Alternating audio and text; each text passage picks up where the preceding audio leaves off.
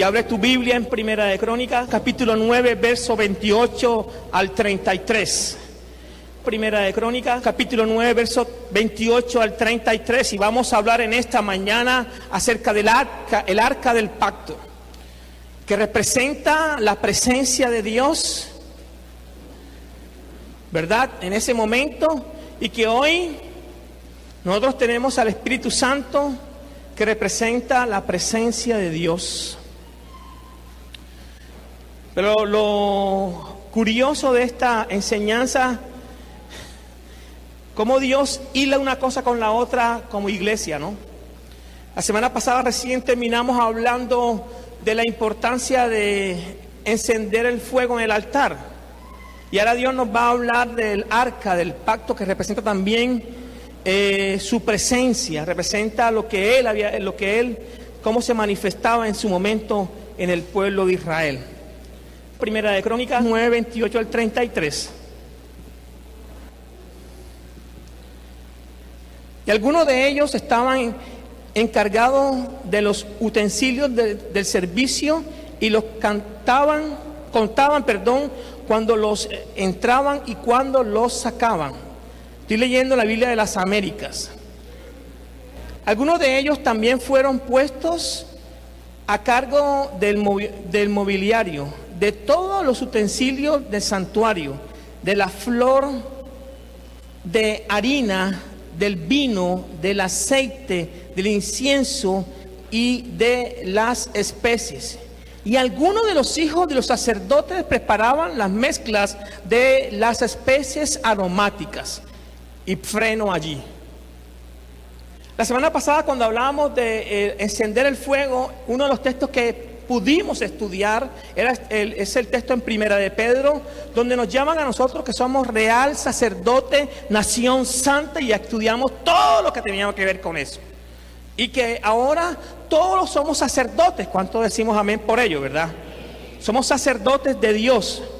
Pero lo curioso que me muestra el texto bíblico acá es que el versículo 30 hace referencia que el sacerdote enseñaba a sus hijos a servir, ¿verdad? Y está apelando a algo que está en Deuteronomio. Y es que debemos de compartir o debemos de pasar la fe a nuestros hijos. Es la responsabilidad de nosotros, no es el ministerio infantil. Nosotros debemos de afianzar en la fe en nuestros hijos. ¿Ok?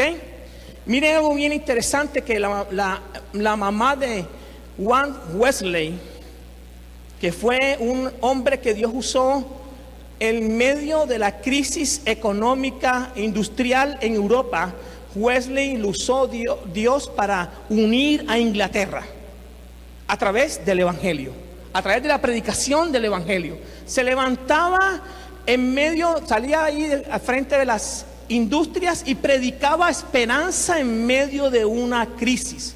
Pero ¿quién le ayudó a formar a este hombre? La mamá en la casa y el papá en el templo. La manera que crecieron ellos. Y todos los hijos que tuvieron los Wesley sirvieron a Dios a tiempo completo. Unos fueron predicadores, otros fueron escritores, otros compusieron himnos, ¿verdad? ¿Cómo es la relevancia que nosotros pasemos nuestra fe a nuestros hijos? Versículo 31. Matatías, parece familia de Matías, ¿verdad? Uno de los levitas, el primogenio de Salum, es un buen nombre para un niño que está para nacer. Salum Coreita, era responsable de la casa, de las cosas, que se preparaban en sartenes.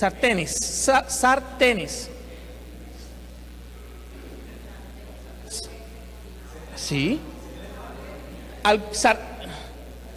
Ok, ya. Algunos de sus parientes, de los hijos de Coat, escuchen este nombre, Coat, estaban encargados de los panes de la propiciación para prepararlos cada día de descanso. Versículo 33. Y habían cantores, jefes de casas, paternas de los levitas, que habitaban en las cámaras del templo, libres de todo otro servicio, porque estaban ocupados en su trabajo día y noche. Encontramos que hay los levitas, unos sacerdotes que están ocupados en la labor dentro del templo. Ahora nosotros somos sacerdotes y estamos ocupados tanto en la labor de nuestra casa como en el templo. ¿Cuánto decimos amén a eso, verdad? Cuando yo leo esto encontramos varias cositas que son importantes. Uno, que antes de nosotros abarcar o ahondar en el texto bíblico que vamos a trabajar centralmente, tenemos que entender el contexto que estaba pasando. El capítulo 10 de ese mismo libro nos habla de la muerte de Saúl. El capítulo 11, ¿verdad? La muerte de Saúl. El capítulo 11 nos muestra cómo David se convirtió en rey y conquistó a Jerusalén. El capítulo 11, verso 40 al 41, nos muestra otros aspectos de los que estaban trabajando o que guerrearon con David. ¿Cómo era el ejército de David? Para llegar al texto que quiero estudiar en esta mañana, que es el capítulo 13. Entonces acompáñenme al capítulo 13 de Primera de Crónica y no de Corintios. No sé por qué dije así, perdónenme la vida.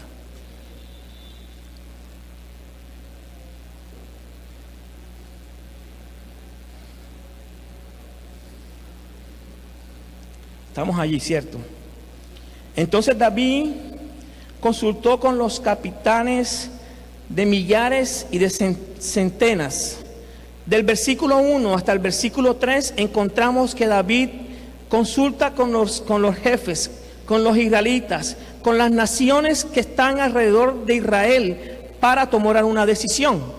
Esta manera como lo hizo David era como lo hacía Saúl, y él toma este mismo ejemplo para poder lograr el éxito en lo que Dios le ha mandado hacer, que era construir el templo y llevar el arca del pacto al templo. Versículo 3: traigamos a nuestro lado el arca de nuestro Dios.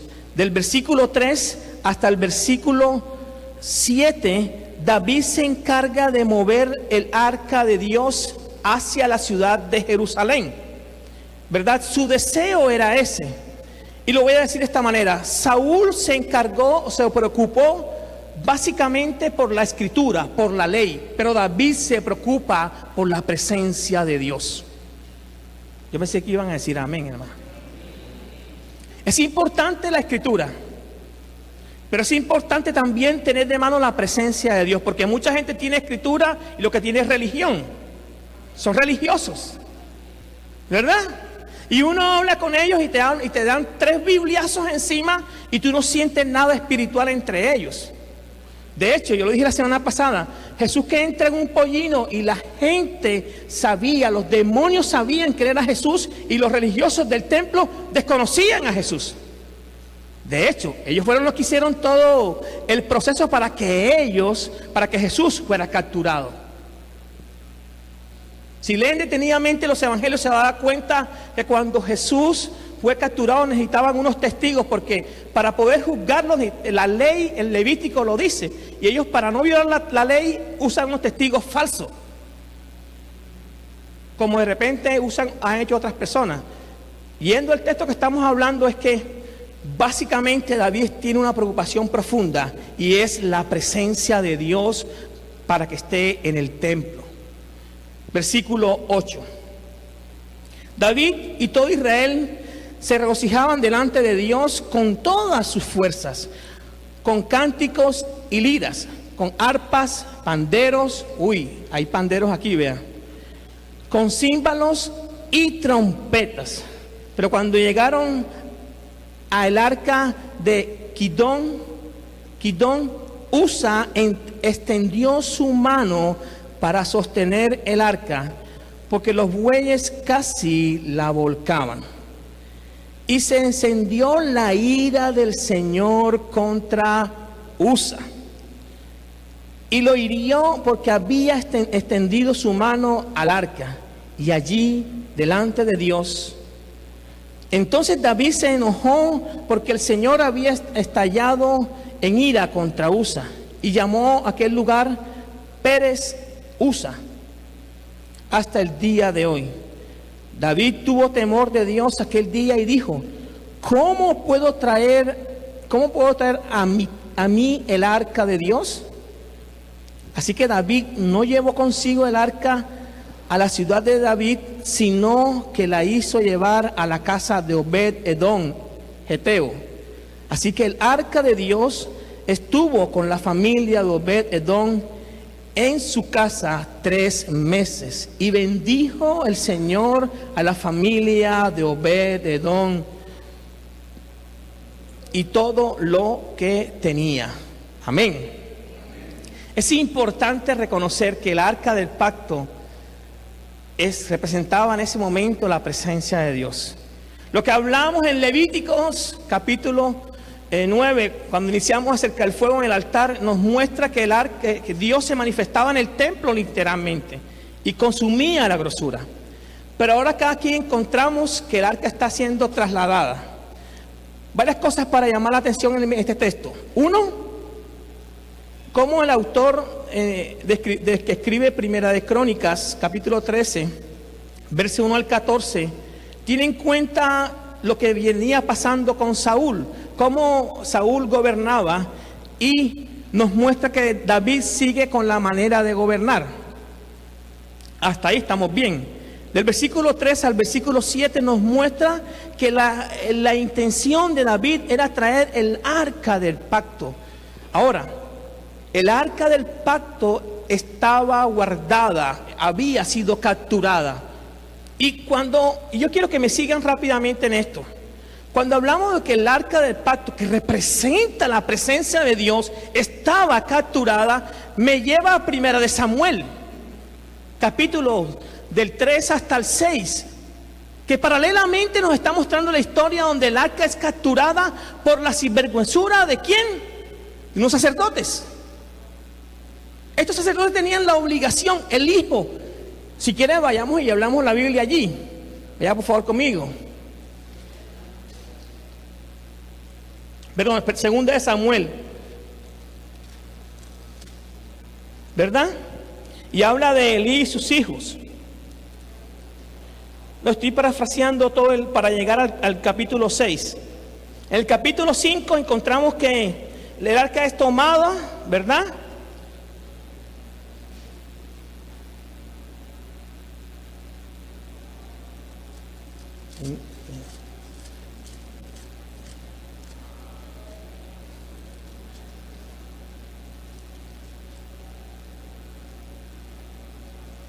Correcto.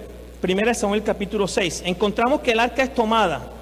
Pero en el capítulo 6 muestra cómo los filisteos devuelven el arca. Y cuando devuelven el arca, lo devuelven encima de un carruaje. Ahora, David está tomando lo que vio en aquel momento, lo que sabía que cómo habían devuelto el arca para el pueblo de Israel. Pero hay que entender algo que en Primera Samuel nos muestra bien bonito. Es que cuando el arca del pacto estaba en el templo de los enemigos de Dios, los dioses se caían solitos, porque la presencia de Dios estaba allí. Cuando hay presencia de Dios en nuestra casa, la gente lo puede percibir.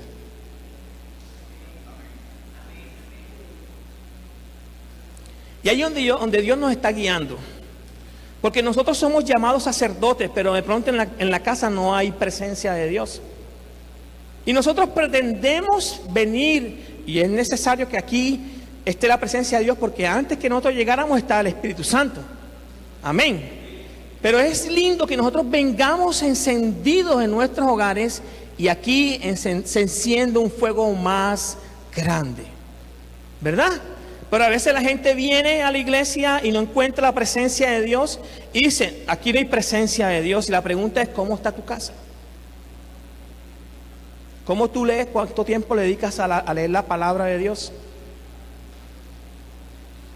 Ahora estoy haciendo un paralelo entre Primera de Samuel y Crónicas. Son episodios muy comunes. Y los dos episodios llevan a que realmente el arca fuera devuelta. Y al ser devuelto, entonces es establecida donde debe estar. Ahora sí pasemos a 2 de Samuel, capítulo 6. ¿Verdad?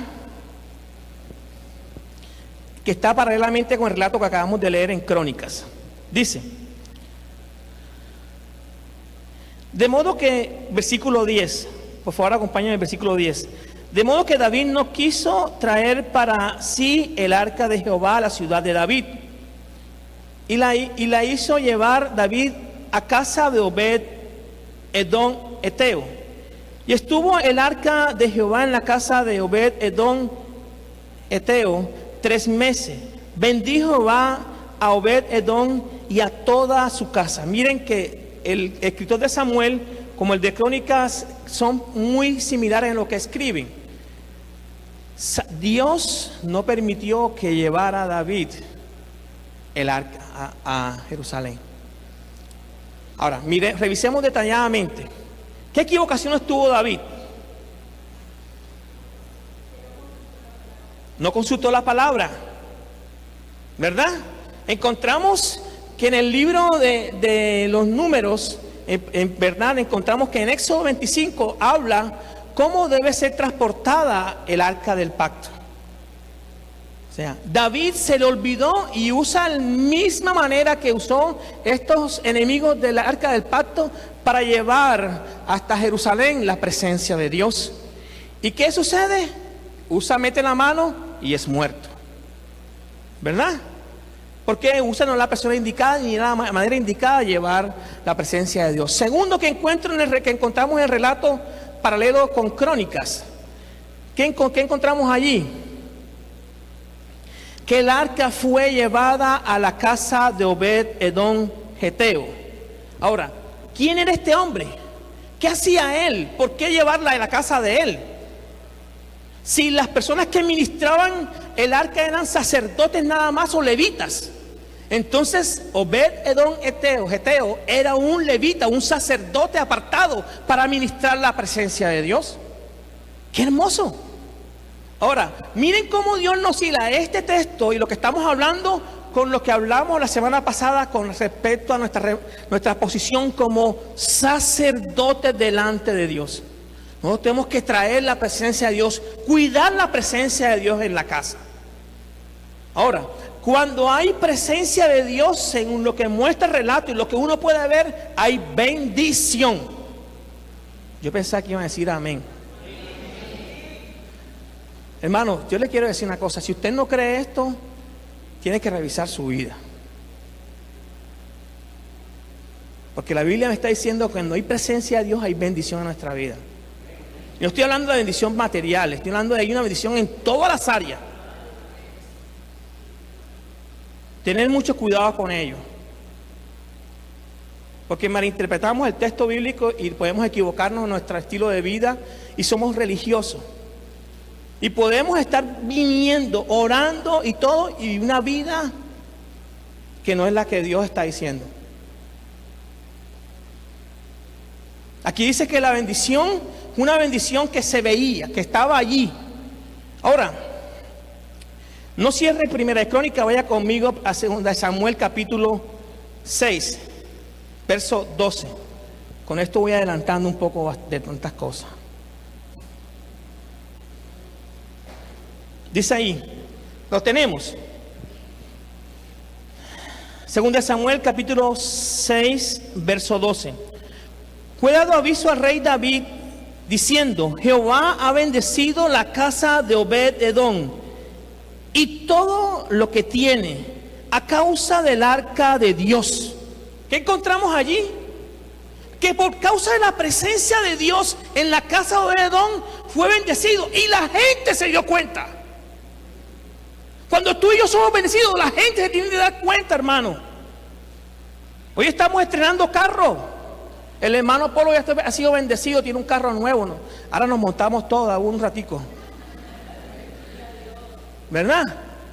Pero son las bendiciones que uno ve material, pero también uno ve la vida de uno cambia, hermano.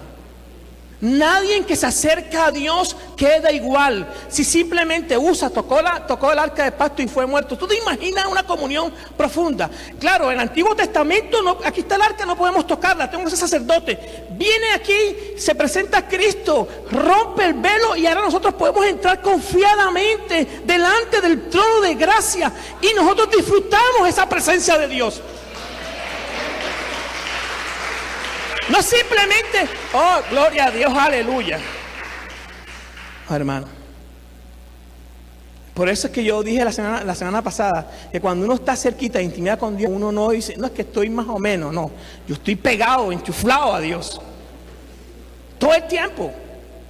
Y uno es sensible a lo que Dios está hablando.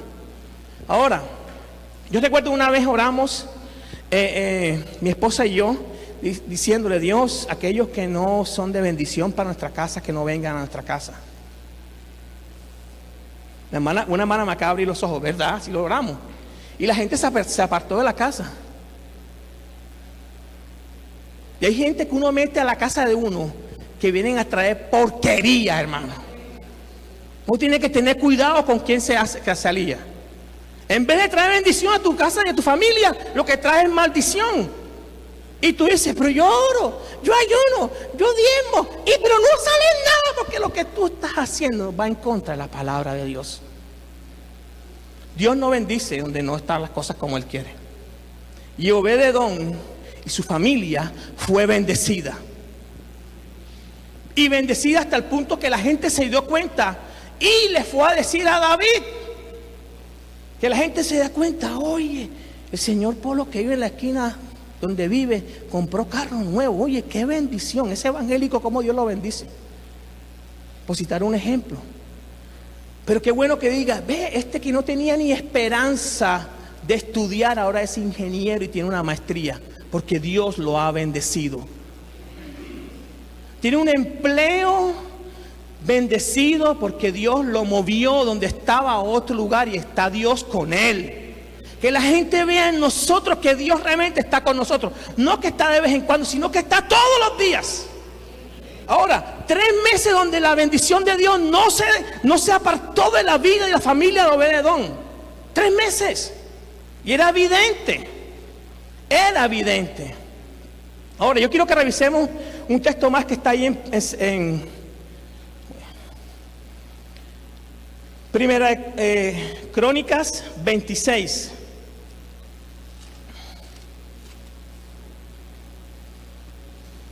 Verso 4 en adelante.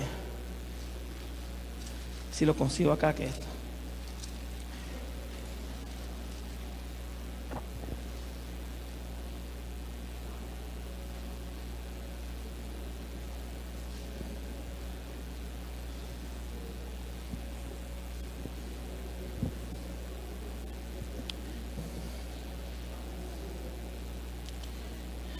Los hijos de Obed-Edom, y estos son nombres bonitos para los que están embarazados: Semaías, el primogénito; Josabal, el segundo; Joal, el tercero; el cuarto, Sacar; el quinto, Natanael; el sexto, Amiel; el séptimo, Isacar; el octavo, Peulatai.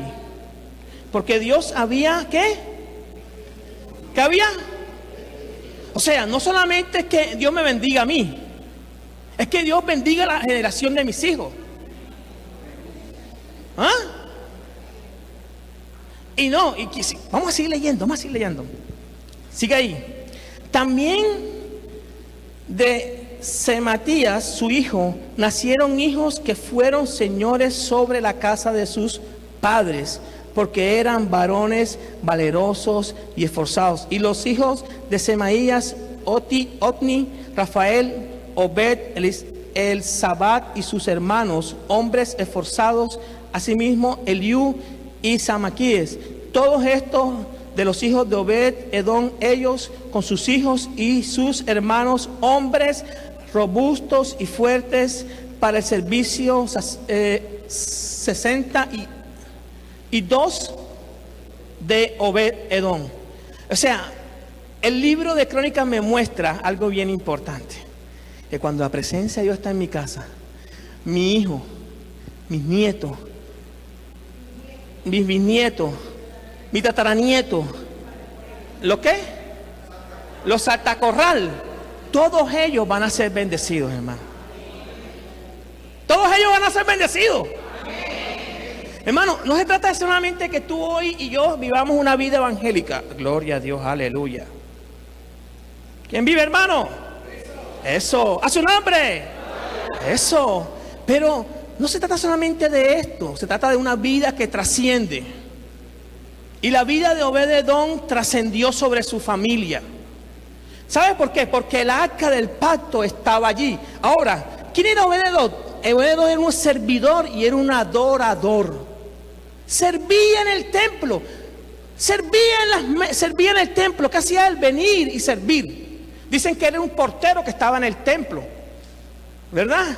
Y por eso David lo tiene referenciado. Y viene Dios y lo toma a él, mira el corazón de él y lo bendice. El arca del pacto en nuestra vida está el Espíritu Santo. Pero hay gente que le pone el pie al Espíritu Santo y dice, yo vivo como yo quiera. Claro, hágale. ¿Cómo no? Viva su vida como usted quiera. Y cuando uno ve a los demás bendecidos, la gente le da rabia. Yo soy más bonito que antes y la gente le da rabia verme más bonito. Pero yo sé que no soy yo, es el Cristo que está dentro de mí. Es el Cristo que tú tienes, hermano. Es la presencia del Espíritu Santo que hace que tu vida y mi vida sea diferente. No nosotros, porque nosotros éramos unos pecadores, viles pecadores que iban por el infierno. Y Él nos ha rescatado por su gracia y su misericordia para que nosotros vivamos de conforme a su palabra, en la libertad con que Cristo nos ha hecho libres. No simplemente, no se puede hacer esto. Miren, el Espíritu Santo nos quiere guiar a toda verdad. Pero tenemos que dejarlo. Tenemos que cautivar esa presencia de Dios. No de vez en cuando. Es de tiempo en tiempo. Yo sé que aquí hay unos que ya saben sobre el tema porque lo experimentan. Uno puede escuchar cuando el Espíritu Santo le habla a uno. Dios le habla a uno, hermano. No me digas que no. Dios le habla a uno audiblemente. Y aquí veo que Obed-Edom fue bendecido en todo. Y todo es porque la presencia de Dios estaba en su casa. Hermanos, tenemos que traer la presencia de Dios a nuestra casa. No venir a buscarla al templo. El templo nos encendemos y nos volvemos aquí una hoguera y se vuelve esto y quemamos la ciudad si usted quiere. Pero si usted no ora en su casa, no lee la Biblia, dice, el pastor Harold no tiene unción. No, yo no tengo unción. La unción es del Señor. Yo les quiero decir una cosa que ustedes no saben. Yo estudié en Confenalco. ¿Y saben qué hicieron en Confenalco? Me evaluaron porque yo era retrasado mental y era tartamudo. Pero Dios me ha transformado a mí.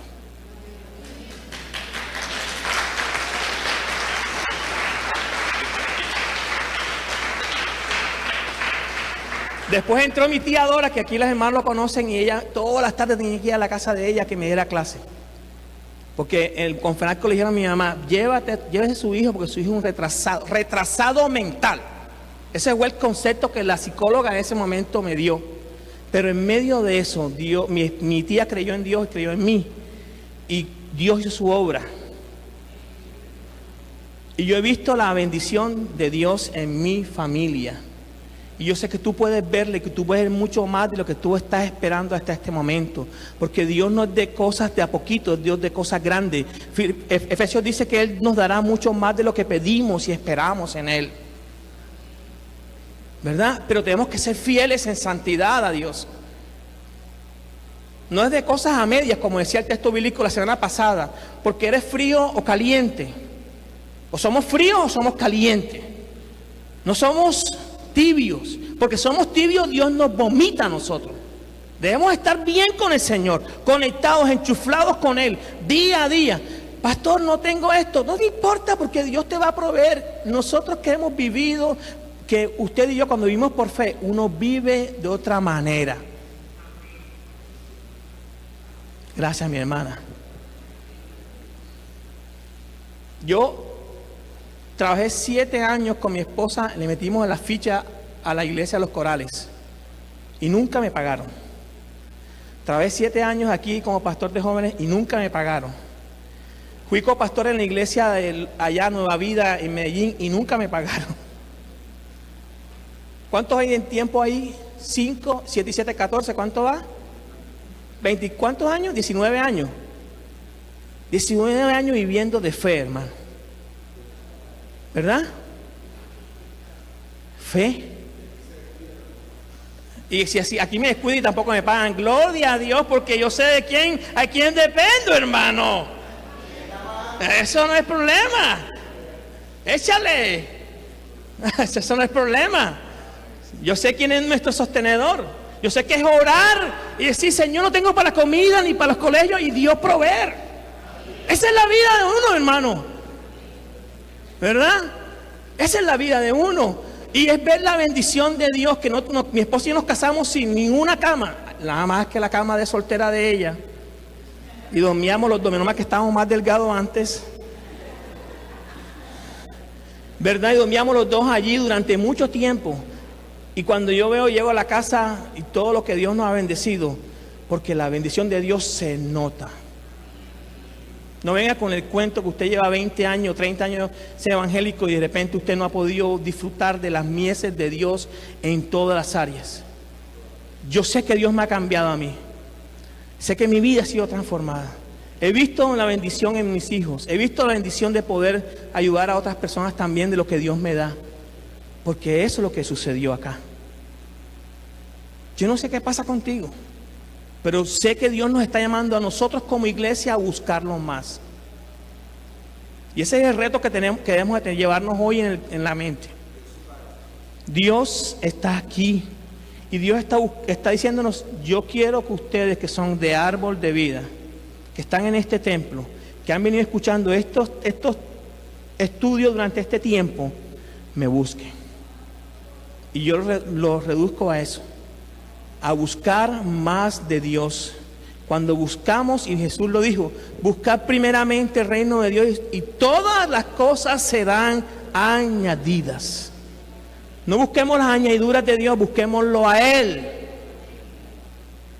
Obed-edom fue un servidor y además de ser un servidor, era un adorador, y que él, a través de eso, Dios lo usó para bendición y bendecir su generación.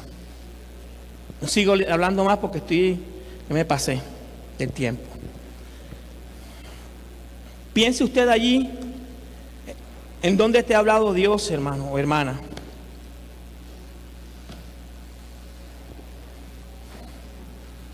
¿Cómo ha sido Dios en tu vida hasta este momento?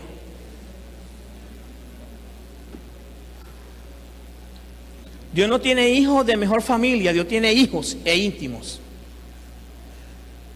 Cuando tú y yo somos íntimos con Dios, vemos cómo Dios nos habla, nos guía, y vemos aún las bendiciones de Dios. Y quiero decir esto no para vanagloriar a mi esposa. Ella tiene un palito enorme para orar a Dios y Dios responderle así. Increíble. Yo tengo 20 años de conocerla ya, y es increíble cómo mi esposa Dori ora y Dios le responde. Y siempre que le responde mucho más de lo que ella pidió. Mucho más. Hasta el punto que de ese mucho más me bendice a mí. Imagínese usted. Señor, te doy gracias. Quiero decirte que Dios nos está invitando a que ordenemos nuestras casas, que levantemos un altar, o que tengamos nuestra vida devocional allí en la casa, un altar familiar, tú, tu esposa y tus hijos. Escuchar la voz de Dios, acercarse a su trono de gracia. Y nada religioso, algo fresco en el espíritu.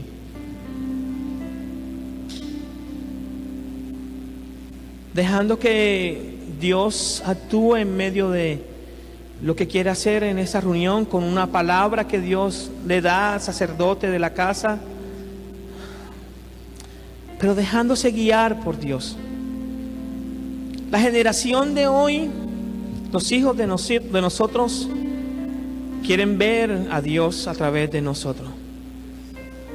No quieren ver un religioso que le corta las alas, le corta la vida y que todo le coloca un rótulo de pecado. ¿Habrán cosas que son pecados? Sí.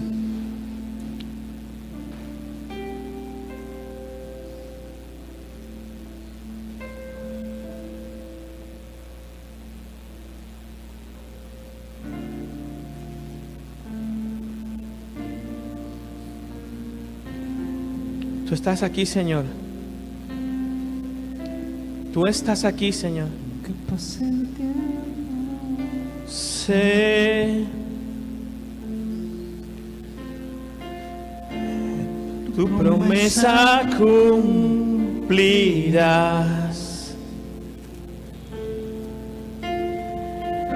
Nada en ti se perderá. Esta es mi seguridad.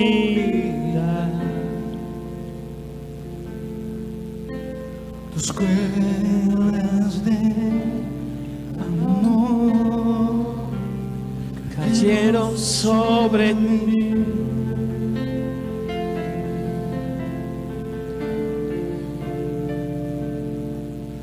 Tus cuerdas de amor cayeron sobre mí.